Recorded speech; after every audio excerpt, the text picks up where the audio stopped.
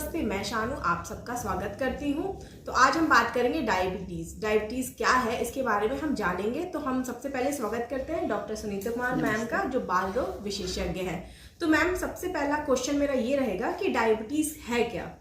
देखिए, डायबिटीज़ न केवल भारत में परंतु पूरी दुनिया में इस समय एक बहुत बड़ी समस्या है जो कि ग्रेजुअली बढ़ती ही जा रही है।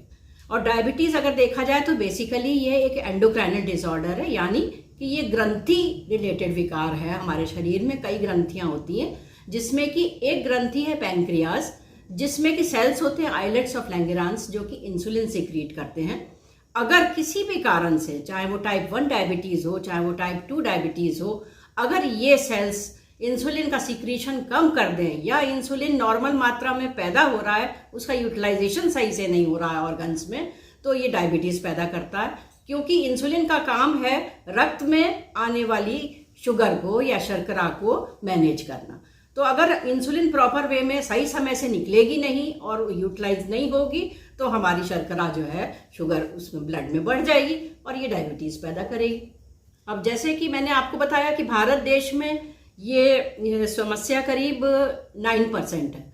और डायबिटिक्स अगर जैसे 100% डायबिटिक्स डायग्नोज होते हैं तो 90% टाइप 2 है और 10% टाइप 1 डायबिटिक्स होंगे। लेकिन अगर ओवरऑल पॉपुलेशन देखी जाए तो करीब 1 लाख में हमको 10 केसेस जो है जुवेनाइल डायबिटीज़ के मिलते हैं।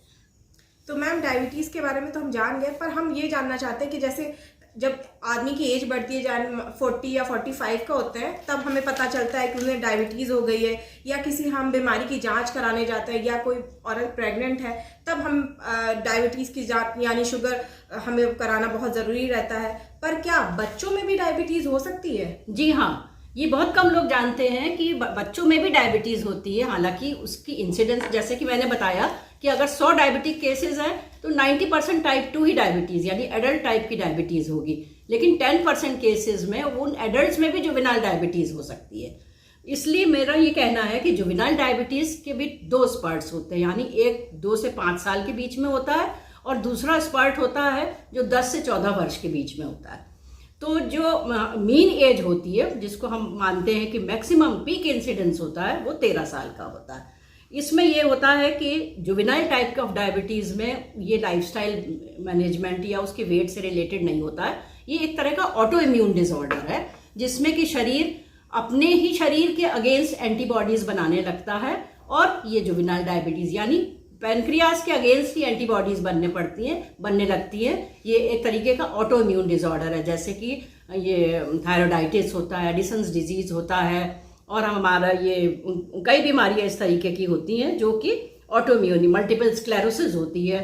तो उसी तरीके की ये भी जुवेनाइल डायबिटीज़ है, लेकिन इसकी डायग्नोसिस होना बहुत आवश्यक है। तो इसके लक्षण क्या होते हैं? जैसे हम अगर कोई पेरेंट्स है, अगर उसके बच्चे को डायबिटीज़ हो जाती है तो उसको कैसे पता चलेगा कि उसके बच्चे को डायबिटीज़ हुई है? हाँ, ये बहुत अच्छा प्रश्न है, क्योंकि ज़्यादातर माता पिता या अभिभावक या एक आम जनता में ये धारणा ये है कि बच्चों में तो डायबिटीज़ होती ही नहीं है। लेकिन अगर किसी भी बच्चे में बहुत ज़्यादा थकान महसूस कर रहा है, बहुत ज़्यादा प्यास लग रही है, बहुत ज़्यादा पेशाब करने जा रहा है, या उसका कोई घाव बनता है तो घाव नहीं सूखता है, या आँखों से उसको दिखाई नहीं पड़ रहा है, या उसकी चमड़ी में किसी तरीके का कोई सूखापन आ रहा है, तो हम ये डाउट कर सकते हैं कि ये इसको जुवेनाइल डायबिटीज़ हो सकता है। तो हम उसको किसी डॉक्टर को ले जाके दिखा सकते हैं। विशेष तौर पे पॉलीयूरिया कहते हैं जब बहुत ज़्यादा बच्चा पेशाब करता है, खास तौर से उस स्थिति में जब उसमें डिहाइड्रेशन हो रहा है और तब भी वो बहुत ज़्यादा बार पेशाब अगर करता है, तो हमको जुवेनाइल डायबिटीज़ के बारे में सोचना चाहिए और किसी चिकित्सक से जाके उसकी राय लेनी चाहिए।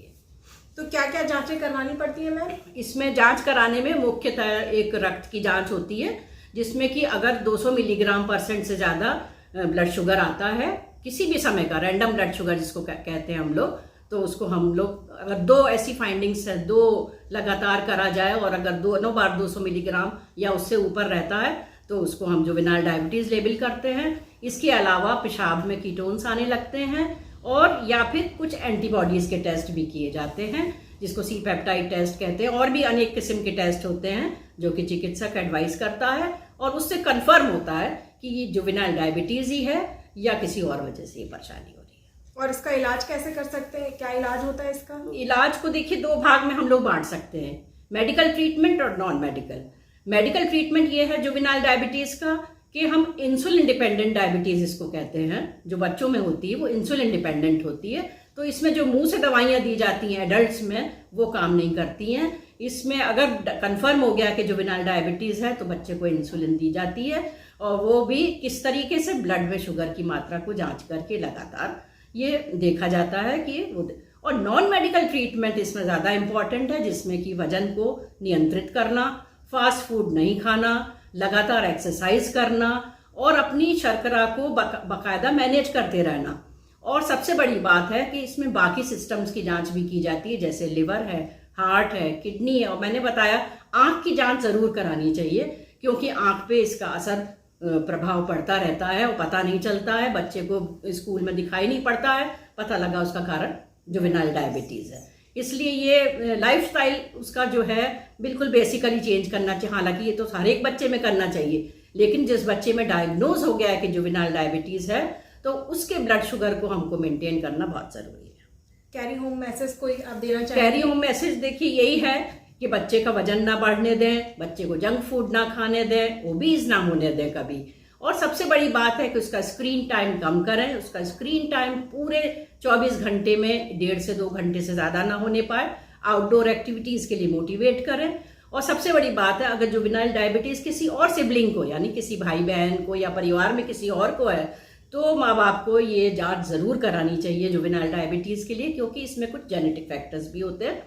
और सबसे बड़ी बात यह है जुवेनाइल डायबिटीज़ में कि ब्लड शुगर या शर्करा की मात्रा को ब्लड में मेंटेन करना बहुत ज़रूरी है, क्योंकि उसकी ग्रोथ होती है उस समय। अगर किसी भी कारण से उसकी डायग्नोसिस डिले हो गई या ग्रोथ ये शुगर मेंटेन नहीं हुई तो उसकी ग्रोथ अफेक्ट होगी और वो बच्चा छोटा रह जाएगा।